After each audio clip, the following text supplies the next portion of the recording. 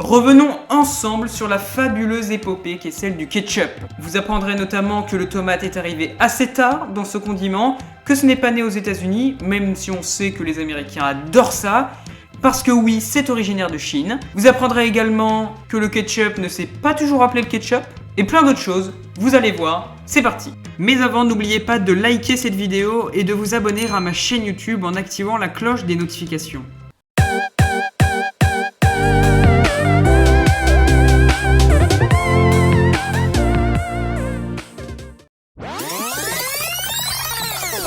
Cette sauce serait née il y a bon nombre d'années en Asie. Elle existe en effet depuis des siècles et des siècles. À l'origine, le ketchup s'appelait ketchup et il servait, comme bon nombre de condiments, c'est le principe, à relever le goût des aliments.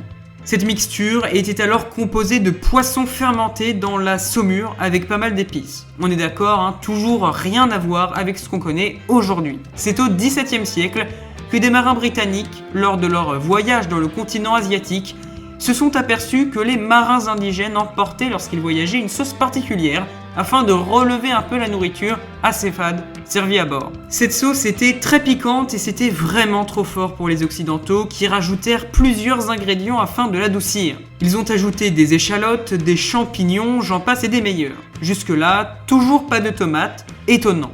En anglais, le nom ketchup est devenu tout naturellement ketchup. Ce n'est que vers 1800 que la tomate a été rajoutée. D'ailleurs, vers les années 1830, le ketchup était vendu comme médicament à cause des bienfaits de la tomate récemment ajoutée.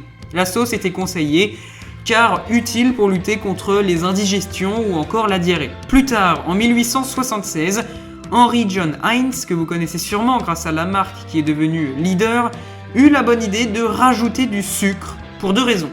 Alors la première, c'est que ça adoucit le goût de la sauce qui restait assez forte, et la seconde, c'est que ça améliore la conservation.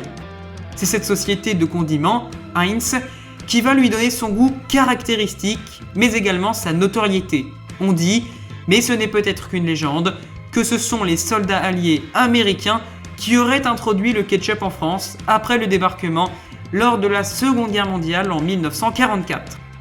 Le premier ketchup industriel apparaît donc en 1876 aux États-Unis. Vous retrouvez d'ailleurs sur les bouteilles cette date clé dans l'histoire du tomato ketchup. Bien évidemment, vu le succès de ce condiment, d'autres marques se sont mis à proposer ce produit. D'ailleurs, la sauce a connu un gros coup de publicité en 1981 lorsque l'administration de Ronald Reagan, qui était alors président des États-Unis, a déclaré que le ketchup était, je cite, un légume qui peut être employé dans les repas scolaires. Bien entendu, à la suite de ces paroles, une vive polémique s'abattit aux USA. Et quand je vous dis que le ketchup est très populaire, je ne vous mens pas. En effet, pas moins de 21 bouteilles sont vendues chaque seconde sur Terre. C'est la fin de cette courte vidéo sur l'histoire du ketchup. J'espère qu'elle vous aura plu. N'hésitez pas à la liker et à vous abonner à ma chaîne YouTube.